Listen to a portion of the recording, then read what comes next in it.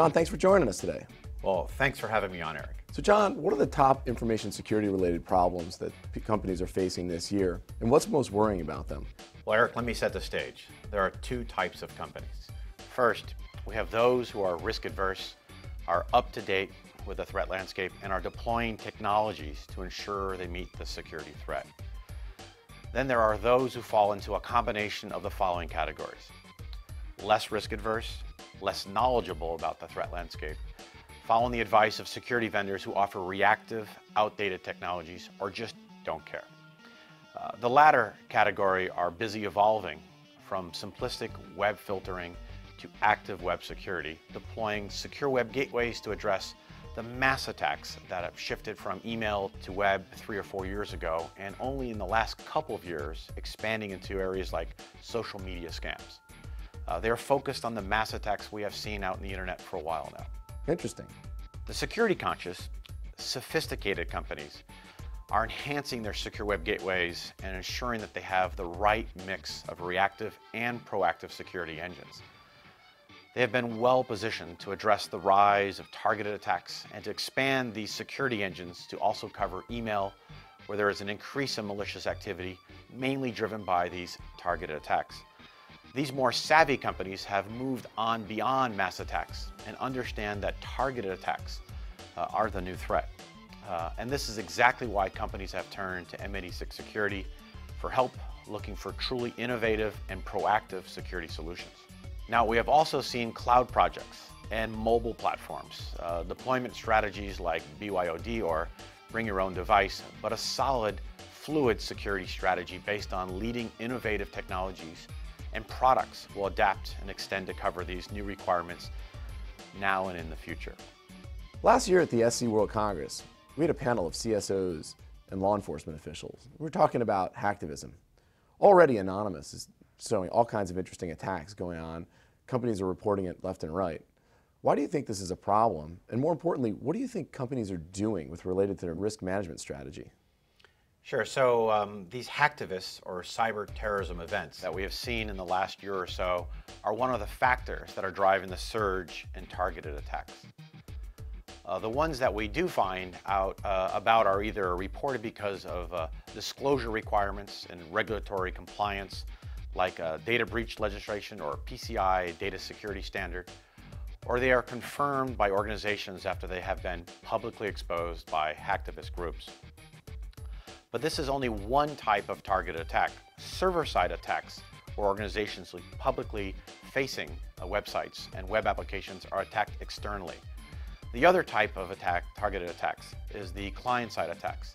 These under-the-radar, persistent attacks are used to extract sensitive and valuable data out of an organization or to potentially compromise their products without being caught or the attack being discovered. You have to wonder what else we'll uncover in 2012 as the notification requirements become widespread through the new acts like the EU or European Union data breach legislation. The critical factor in these attacks is that if they want to attack you, generally they are successful. The methods used are specifically designed to evade traditional reactive type of security controls that are still trying to keep you with a deluge of mass attacks. For example, malware samples based on new, unknown, true zero-day vulnerabilities. If a company is only considering or has a reactive model, and if that attack is new and targeted only at you, how is the security vendor ever going to see it in the wild or protect you from getting hit? Wow. Company executives need to determine where their company is in terms of targeted attacks. How much of a target are they? How valuable is their intellectual property? How well protected are they currently? And if they did get attacked, how would they respond and what would that cost? They need to understand the true facts behind the security coverage offered by the big name vendors and research the innovative security companies, the ones that offer true protection from these targeted attacks. Security is pretty much mainstream now. How do you see providers responding in this space? How will they continue to develop strong products while make sure and ensure that they have ease of use? Plus, as we see these large companies like HP and IBM sweeping up some of the smaller vendors, how will we continue to see innovation and work in this space for the vendors? Well, I have to say the security industry, by and large, has done a miserable job in keeping up with cybercrime. The predominant players in the market continue to offer the same reactive, signature, or reputation-based technology. That's great for predictable, known mass attacks.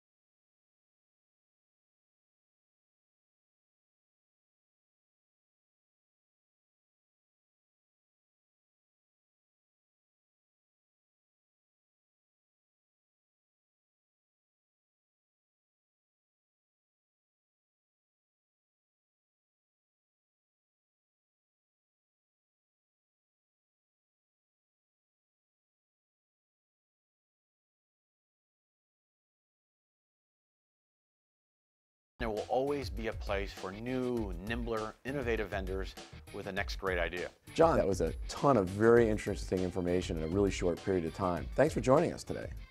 Well, Eric, thank you very much for having me on.